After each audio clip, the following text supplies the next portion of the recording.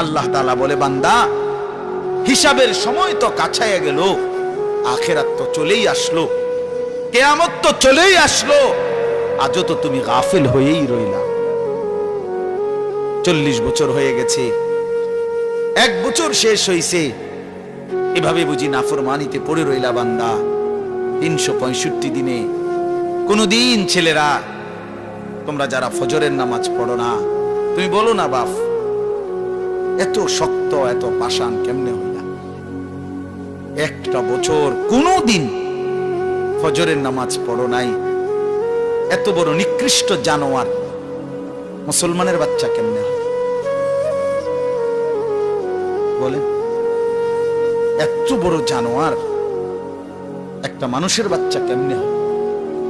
এটা কি পরিমাণ হাইওয়ান, এটা কত বড় হাইওয়ান, এটা কত বড় জন্তু, কত বড় পশু। 1 বছর 365 দিনে এই হাইওয়ান কোনদিন ফজরের নামাজ পড়ে? শুধু 1 বছর, খবর নিলে দেখবেন 10 বছর, খবর নিলে দেখবেন 5 বছর। জানোয়ারের মতো, ইহুদির মতো, খ্রিস্টানের মতো চুল রাইখা তৃপ্তি বোধ করে, এর চাইতে অসভ্যতা, এর চাইতে নিকৃষ্ট রুচি, এত বিকৃত মানসিকতা কোন জন্তু জানোয়ারেরও হয় না। জন্তু জানোয়ার, তোমরা যে সমস্ত ছেলের চুল ইহুদির মতো, খ্রিস্টানের মতো, বেঈমানের মতো, বেটা তুমি একদম নিম্ন রুচির মানুষ, একেবারে ফসা মানুষ বেটা, তুই ফালতু লোক বেটা, তুই বেটা, তোর কোনো রুচি বলতে কিছু নাই বেটা, তোর কোনো রুচিবোধ নাই বেটা। কার মতো মুসলমানের বাচ্চা হইয়া মুসলমানের ঘরে জন্ম নিয়া বেটা আল্লাহর আজান শুনলি, ডান কানে বাম কানে তোরে আজান দিছে, এক পবিত্র মা তোরে 2টা বছর দুধ পান করাইছে বেটা, কোন শরমে বেটা তুই ওই বেঈমানদের মতো চুল কাটলি বেটা? ওদের কোনো জাতপাত আছে বেটা? ওদের কোনো ইজ্জত আছে না, সম্মান আছে?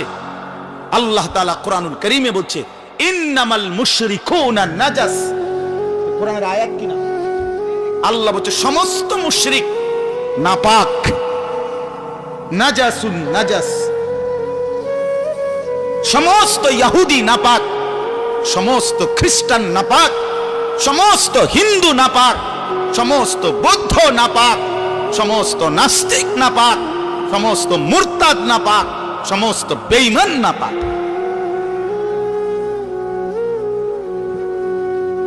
কার মতো বেটা চুল রাখলি? কারে দেখা বেটা পেশাব করে পানি লস না বেটা? কোন সভ্য থেকে শিখলি বেটা? এটা কার থেকে শিখলি? জীবনে 2-4 অক্ষর পড়ালেখাও করো নাই,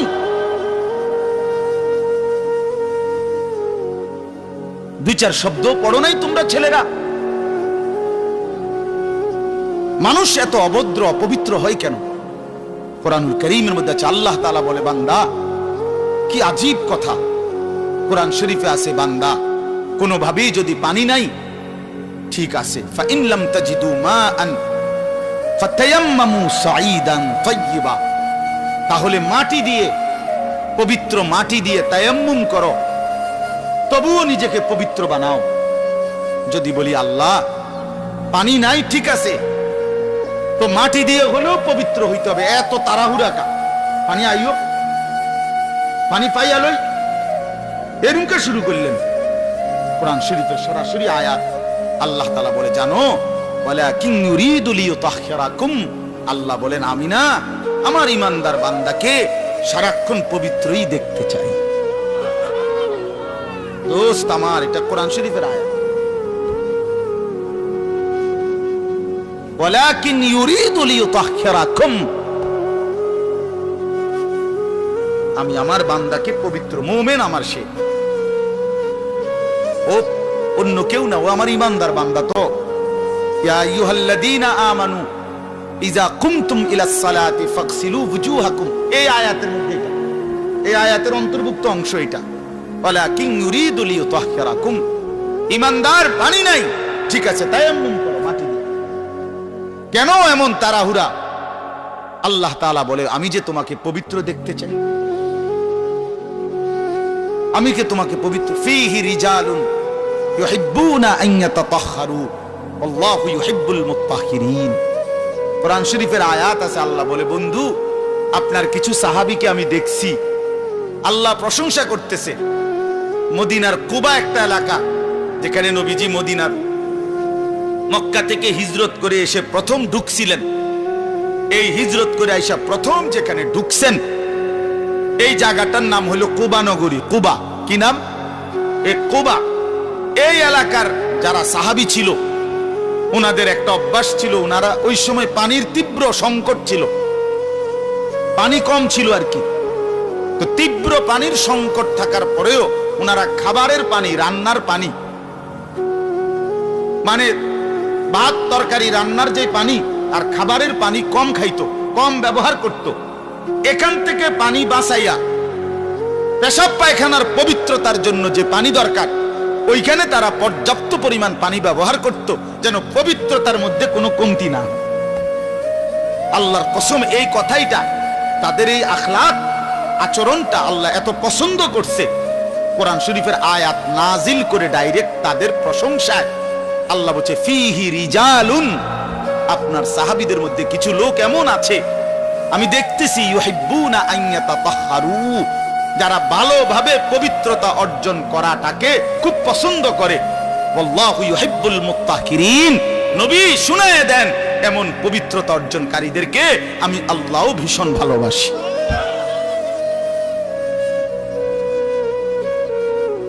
তোরে আল্লাহ ঘৃণা করে। যুবক, তোদের যাদের প্যান্টে পেশাব, তোরা যারা টয়লেট পেপার ব্যবহার করো না, তুই নিকৃষ্ট রুচির মানুষ বেটা, ফালতু বেটা, ফালতু বেটা। চুল কেবল চুলের পিছনের দিকে ফিরাস বেটা, এতে মানে একটা কেমন লাগে। সামান্য সামান্য সহপাঠী বা সামান্য সেরকম তার সেরকম লাগতেছে তোরে দোস্ত, জিঙ্গাইলে না বলে সেরকমটা কেডা? সেরকম ঠিক আছে লাগতেছে, আমিও কই, কিন্তু সে কে যার মতো লাগতে আছে? হেইতে কেডা যে যার মতো? সেরকম তো বুঝছি, সেরকমটাকে। সেরকম কি গাঁজাখোর, না ফুট্টাখোর, না বাবাখোর, না ডাইলখোর, না হারামখোর, না মদখোর, না ইয়াবাখোর? তার মতো লাগতেছে তারে জিঙ্গা। তুই যে আমারে কইলি সেরকম লাগতে আছে, হেতে কেডা যার মতো লাগতে আছে আমারে? কথা বলেন। হ্যাঁ, তো জিঙ্গাইলে কবে দোস্ত ফুট্টাখোরের মতো লাগে, তোর বাবাখোরের মতো লাগে। তো কারণ কোন ভদ্র মানুষ, ইমানদার, নামাজি, কোন চরিত্রবান পবিত্র মানুষ নাপাক থাকতে পারে না। তো তাহলে তো এটা বুঝাই যায় তোরে কার মতো লাগে বেটা। হ্যাঁ, নাই তো হে বলুক যে দোস্ত তোর চুল দেখে মনে হয় পুরা বাইজিদ বুঝতাম, তোর একদম জোনায়েদ বাগদাদির মতো লাগতে আছে, এমন নি? তাহলে তোর চোর ডাকাইতের মতোই তো লাগে। আস্তাগফিরুল্লাহ, আস্তাগফিরুল্লাহ। প্রিয় ভাই আমার, বন্ধু আমার, আখিরাত যেন ভুলে না যাই। মহান আল্লাহ পাক রব্বুল আলামিন এই কোরআনুল কারীমের মধ্যে বারবার আমাদেরকে আখিরাত মনে করাইছে। আমাদের জিন্দেগি ঈমানের জিন্দেগি, আমাদের জিন্দেগি পবিত্র জীবন ভাইয়া। আমরা শুধুই দুনিয়ার জন্য না, শুধু দুনিয়ার জন্য, দুনিয়ার জন্য আল্লাহ তাআলা কোরআন শরীফে আছে, ওয়াদারনি ওয়াল মুকাদ্দিবিনা উলিন নি'মাতি ওয়া মাহিলহুম কালিলা। আল্লাহ বলছে, হে আমার বান্দারা, নাফরমান পাপীদেরকে অল্প সময়ের জন্য দুনিয়া ভোগ করতে দাও, ওদেরকে দুনিয়া খাওয়ায়া পরায়া এরপরে আমি নিয়ে আসবো, আমি এজন্যই বানাইছি। কিন্তু তোমরা মুমিন, তোমরা ঈমানদার, তোমাদেরকে আমি আল্লাহ তাআলা জান্নাতের জন্য বানাইছি, জান্নাতের জন্য। উইদ্দাত লিল মুত্তাকিন, মুমিনদের জন্যই জান্নাত, মুত্তাকিদের জন্যই জান্নাত। একটা বেঈমানও জাহান্নাম থেকে মুক্তি পাবে না। কোন কাফের, কোন বেঈমান, কোন হিন্দু, কোন বৌদ্ধ, কোন ইহুদি, কোন খ্রিস্টান, কোন নাস্তিক, মুরতাদ পরকালে, পরকালে এক ঢোক, এক জাররা, এক লোকমা, এক ঢোক পানি মিলবে না, সুখ মিলবে না। ঈমানবিহীন সমস্ত ভালো কাজ আখিরাতের বিচারে পরিত্যক্ত, মারদুদ, বাতিল। ঈমান শর্ত। মৃত্যু পরবর্তী যেই কোনো বিনিময়ের জন্য উত্তম বিনিময় পেতে হলে কি লাগবে? ঈমান জরুরি।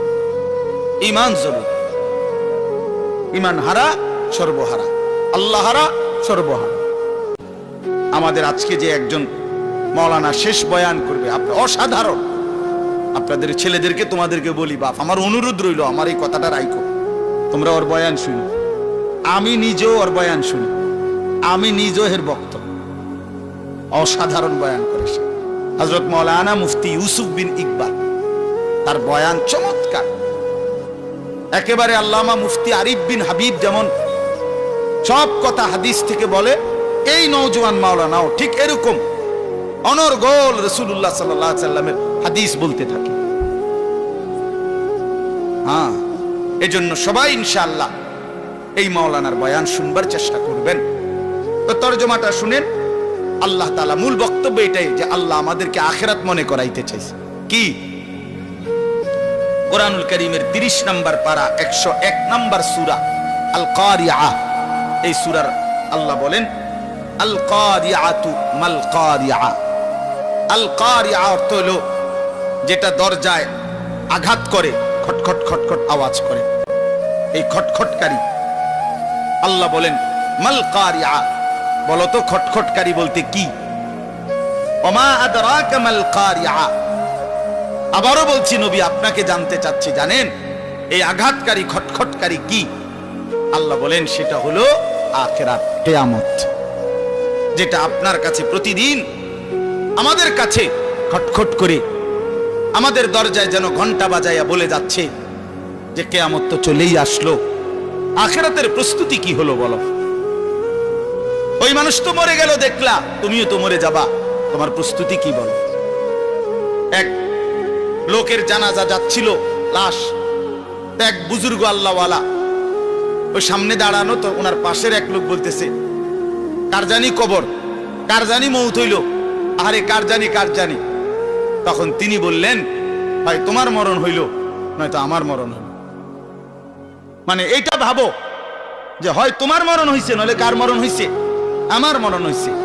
আর ভাবো সে তো মৃত্যুবরণ করছে, তিনটা অবস্থা তার শেষ। একটা হলো আজরাইলকে দেখা, এটা তার শেষ। এরপরে জান কবজের যন্ত্রণা, এটা তার শেষ। আর জান কবজের পরে তার মৃত্যুটা বিভৎস। অনেকের মৃত্যু হইতে পারত, তার শরীর ছিঁড়া ফেলছে, তার শরীর নিশ্চিহ্ন হয়ে গেছে, এরকম আপনার মৃত্যু হইতে পারত। কিন্তু তার তো স্বাভাবিক মৃত্যু হইল যে তার লাশটা অক্ষত আছে, দেখা যায়। তুমি এবার ভাবো যে তোমার সামনে তিনটা রয়ে গেছে, আজরাইল তোমার সামনে কেমন দাঁড়াবে তুমি চিন্তা করো। তোমার জান কবজের কষ্ট কেমন হবে তুমি ভাবো। তোমার মৃত্যু কি স্বাভাবিক হবে নাকি অ্যাক্সিডেন্ট আর অস্বাভাবিক কোনো মৃত্যু হবে সেটা নিয়ে ভাবো। তাইলে প্রতিটা মৃত্যু আমাদেরকে ঘন্টা বাজায়, প্রতিটা রাত আমাদেরকে ঘন্টা বাজায়, প্রতিটা দিন আমাদেরকে ঘন্টা বাজায় যে বান্দা সময় তো চলে গেল, আখিরাতের কি হলো, কবরের কি হলো, পরকালের কি হলো। ইয়াউমা ইয়াকুনুন নাসু কাল ফারাশিল মাবসুত ওয়া তাকুনুল জিবালু কাল ইহনিল মানফুশ। আল্লাহ বলে একদিন সত্যি সত্যি কিয়ামত হবে, ইসরাফিল ফু দিবে। সেদিন কি হবে? সেদিন সমস্ত মানুষগুলো হয়ে যাবে বিক্ষিপ্ত পতঙ্গের মতো। বিক্ষিপ্ত পতঙ্গ মানে আপনারা একদম সহজ বুঝবেন, ওই যে বাতির মধ্যে, লাইটের মধ্যে, আলোর মধ্যে অনেক সময় যে সাদা সাদা পোক এগুলো আসে, এগুলো দেখছেন? এগুলো কি কয়? উলু উলু। এই যে এই যে আর একটু বড় বড় সাদা সাদা, হ্যাঁ, এই উলু উলু, এই উলু পোকা। এইটা যেমন মাঝে মাঝে এইভাবে আসে চারদিক থেকে উইরা উইরা আইয়াই পইরা হয় আগুনের মধ্যে, বাতির মধ্যে, আলোর মধ্যে পইরা পইরা মরে, নিচে মরে। তো আল্লাহ পাক বলেন ইসরাফিল ফু দিবে, কিয়ামত শুরু হবে। মানুষ এরকম পাগলের মতো, উলুর মতো দৌড়াইয়া পতঙ্গের মতো চারিদিকে দিক বিদিক শূন্য হইয়া দৌড়তে থাকবে। কেউ বলতে পারবে না কে কোথায় যাচ্ছে, কোথায় দৌড়াচ্ছে, কি হচ্ছে। সবাই অস্থির হয়ে যাবে। এরই মধ্যে যে যেখানে গিয়ে পড়ে যাবে ওইখানেই তার মৃত্যু, ওইখানেই কবর। ওয়াতাকুনুল জিবালু কালইহনিল মানফুশ, পাহাড়গুলো একটা নমুনা আল্লাহ বলছে, পাহাড়গুলো তুলারে দীর্ঘক্ষণ মেশিনের মধ্যে ধুনাইয়া সারলে এবার যখন ঝরঝরা হয় তুলা, তো এবার যদি বাতাস লাগে তাইলে যেমন এটা উড়তে শুরু করে, তুলা উড়ে, তো আল্লাহ তাআলা বলে পাহাড়গুলো এরকম ধ্বনিত তুলার মতো উঠতে থাকবে, পুরা সৃষ্টির সবকিছু ভাঙ্গা চুইরা শেষ হয়ে যাবে, হাসরের ময়দান কায়েম হবে। আর সেখানে কি হবে? দুইটা অবস্থা, ফাআম্মা মান সাকুলাত মাওয়াজিনুহু, সেই হাসরের ময়দানে আমলনামা হাতে নিয়ে মিজানের পাল্লায় যার নেকি ভারী হবে, ফাহুয়া ফি আইশাতির রাদিয়া, সেই সন্তুষ্টিময় আরামদায়ক জান্নাতের জীবন লাভ করবে। ওয়া আম্মা মান খাফফাত মাওয়াজিনুহু ফাউম্মুহু হাওিয়া ওয়া মা আদরাকা মা হিয়া নারুন হামিয়া, আর যার আমলনামা মিজানের পাল্লায় ওজন দেওয়ার পরে হালকা হবে, গুনাহ ভারী হবে, নেকি হালকা হবে, আল্লাহ তাআলা বলেন তার ঠিকানা হবে হাবিয়া নামক জাহান্নাম। আর আল্লাহ নিজেই বলে, নবী জানেন হাবিয়া জাহান্নামটা কেমন? নারুন হামিয়া, একেবারে প্রজ্বলিত ধাউ ধাউ করে জ্বলন্ত আগুন, এটার নামই হচ্ছে হাবিয়া।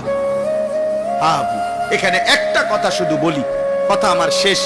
এক নম্বর কথা হলো, এই জিন্দেগির মধ্যে যদি আমল বাড়াই তাহলে আখিরাতে জান্নাত হবে, এই জিন্দেগির মধ্যে যদি নাফরমানি বাড়াই তাহলে আখিরাতে জাহান্নাম হবে। মানে একটা শব্দ আছে ফাউম্মুহু হাবিয়া। এই ছেলেরা, তোমাদের জন্য আমি শেষ এই কথাটা আবার বলে যাই। এই শব্দটার তাফসীর আমি আজকেও পড়ছি, তাফসীরে কুরতুবিতে, তাফসীরে ইবনে কাসিরের মধ্যে আছে। আল্লাহ তাআলা বলছেন ফাউম্মুহু হাবিয়া, নাফরমান পাপীকে হাসরের ময়দানে, এই উম্মুহুর শব্দের অর্থ হলো উম্মু রাসিহি, অর্থাৎ তার মাথার সামনে যে চুল, এই চুল ধরে দাঁড়ানো মানুষটাকে বেইজ্জতি করে নিচে নামাইয়া এরপরে লাথি দিয়া জাহান্নামে ফেলে, এইটা অর্থ। এই অতএব এই লম্বা চুল, এই বিকৃত চুল ছাড়ো, ছাড়ো, নাই তো জাহান্নামের ফেরেশতা টান দিয়া ধইরা তোরে দাঁড়ানোর থেকে নিচে ফেলাইয়া একটা লাথি দিয়া জাহান্নামে ফেলে দে, তখন বুঝবা, তখন বুঝবা। এই জন্য আমি অনুরোধ করলাম, রাগ হইও না, আমি শক্তই বললাম, মনে করো তোমরা এই স্বাভাবিক চুল রাখো, স্বাভাবিক চারদিকে সমান চুল রাখো, এটা কোনোভাবে এটা অসভ্যতা, এটা ফ্যাশন না, এটা জাহান্নামীদের চিহ্ন ভাইয়া, এটা দাজ্জালের চিহ্ন। দয়া করে আমার এই কথা ফিরাই দিও না, ফিরাই দিও না যুবক। নিয়ত করো ইনশাআল্লাহ, ছেলেরা ছেলেরা নিয়ত করো, বলো যুবক ইনশাআল্লাহ, পাক্কা নিয়ত করো ইনশাআল্লাহ। তোমাদের যুবক আগামী দিনের জন্য, ইসলামের জন্য রেডি হইতে হবে। তোমরা নামাজ পড়তেই হবে বাবা, আল্লাহকে রাজি না করলে আমার মাতৃভূমিও নিরাপদ থাকবে না। ফিলিস্তিন বহুদিন যাবত রক্তাক্ত, রোহিঙ্গা বহুদিন যাবত আরাকান রক্তাক্ত, কাশ্মীর বহুদিন যাবত রক্তাক্ত, আজ আমার মাতৃভূমিও শহীদ সাইফুল ইসলামের রক্তে রঞ্জিত। এ কথা বেঈমান প্রমাণ করে দিছে ইসকনের গুন্ডারা, সন্ত্রাসীরা, এই বেঈমানরা প্রমাণ করে দিছে যে মুসলমান সুযোগ পাইলে তোদের কাউরে ছাড়বো না। কি হুজুর, কি পাবলিক, কাউরে ছাড়বো না। হ্যাঁ, বইয়া বইয়া মোবাইল টিপো, টিপো, বইয়া বইয়া নারী দেখো। একদিন যখন বেঈমান গর্দানে ছুরি রাখবে, সেদিন বুঝবা আল্লাহ কি জিনিস।